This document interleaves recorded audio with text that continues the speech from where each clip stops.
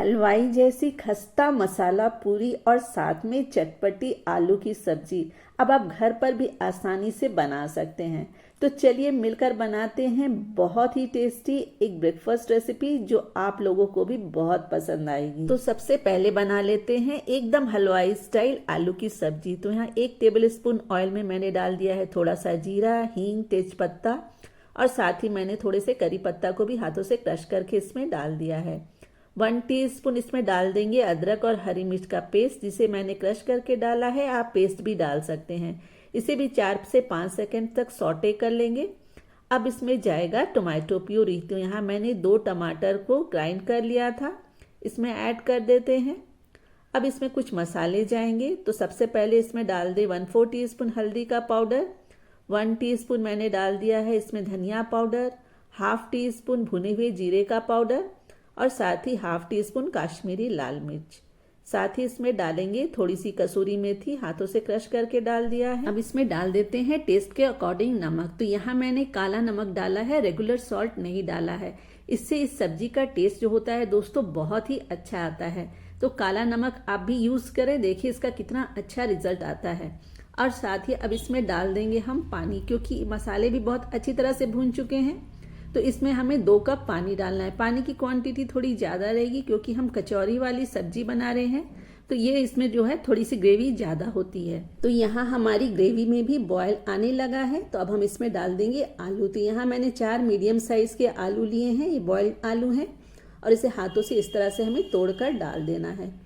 बिल्कुल हलवाई स्टाइल में ये सब्जी बनेगी दोस्तों और इसका टेस्ट तो होगा एकदम यूनिक। अब इसमें डाल देंगे 2 हरी मिर्च। आप मिर्च की क्वांटिटी ज़्यादा भी कर सकते हैं। और जब बॉयल अच्छी तरह से आने लगे तो फ्लेम को लो कर देंगे और कवर करके इसे हमें 10 मिनट तक कुक होने देना है। 10 मिनट के बाद हमारी सब्जी बनकर बिल्कुल तैयार है। हम इसमें डाल देंगे गरम मसाला पाउडर और साथ ही थोड़े से धनिया के पत्ते। तो हमारी हलवाई स्टाइल आलू की सब्जी बनकर बिल्कुल तैयार है। तो चलिए इसे साइड में रख देते हैं और अपनी कचौरी की तैयारी करते हैं। तो यहाँ मैंने लिया है 1 कप आटा, ये 1 कप से थोड़ा सा ज़्यादा ही है। अब इसमें डाल देंगे 1 टेबल स्पून सूजी और साथ ही 1 टेबल स्पून बेसन, जिससे ये काफ़ी क्रिस्पी बनती है।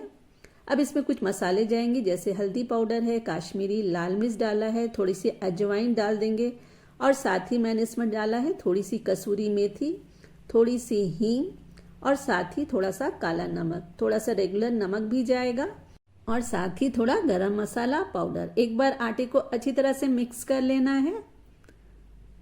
अब हम इसमें डालेंगे मोयन। तो आप घी या तेल कोई भी चीज़ डाल सकते हैं। तो यहाँ मैंने ऑयल डाला है। ऑयल डालकर हम आटे को अच्छी तरह से मिक्स करेंगे जब तक कि आटा जो है हाथों से बनने ना लगे। इसमें हमें मोयन की क्वांटिटी थोड़ी अच्छी ही डालनी है ताकि हमारे जो कचौरी बने एकदम क्रिस्प बने। तो देखिए आटा जो है अच्छी तरह से बनने लगा है। मैंने 2 टेबल स्पून इसमें ऑयल डाला था। अब बिल्कुल थोड़ा थोड़ा पानी इसमें हम डालेंगे। पानी जो है थोड़ा थोड़ा ही डालना है क्योंकि हमें इसका एक हार्ड डो ही लगाना है, बहुत ज़्यादा इसे हमें सॉफ्ट नहीं करना है।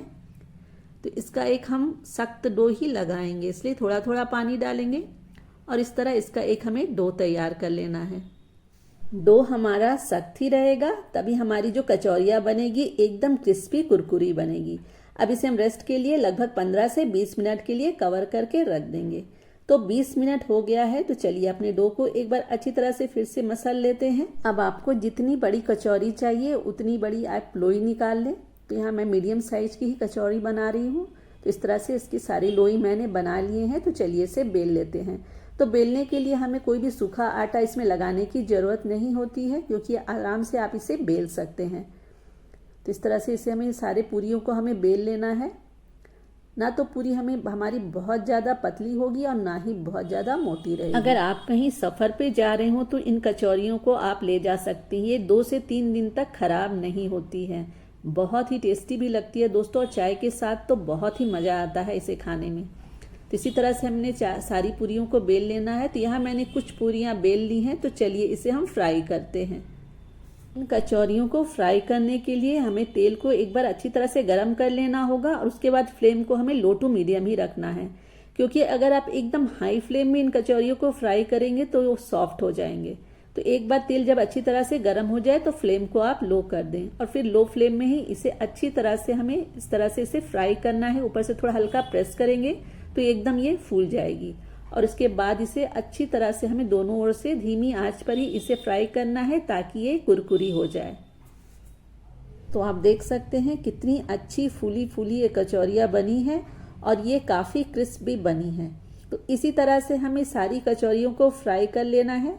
तो हमें दो बात का ध्यान रखना है, एक तो हमारा डो सख्त होना चाहिए और दूसरा जो है इसे हमें फ्राई करते समय जो हमारा ऑयल का टेम्परेचर है वो शुरू में हम तेल को अच्छी तरह से गर्म कर लेंगे और बाद में से लो फ्लेम में ही हम इसे फ्राई करेंगे। तो लीजिए जी, हमारा संडे स्पेशल ब्रेकफास्ट बनकर रेडी है। आप इसे दो तरह से सर्व कर सकते हैं, या तो आप इसे प्लेट में सर्व करें या फिर स्ट्रीट स्टाइल इसे आप दोने में सर्व कर सकते हैं। खाने का मज़ा ही आ जाएगा। आपको ये रेसिपी कैसी लगी कमेंट करके मुझे ज़रूर बताएं। अगर अच्छी लगी हो तो एक लाइक दें। अगर आप मेरे चैनल पर नए हो तो रासा किचन को सब्सक्राइब भी जरूर कर लें। तो जल्द ही मिलूंगी फिर से एक नए रेसिपी के साथ। Till then goodbye, take care, have a nice time.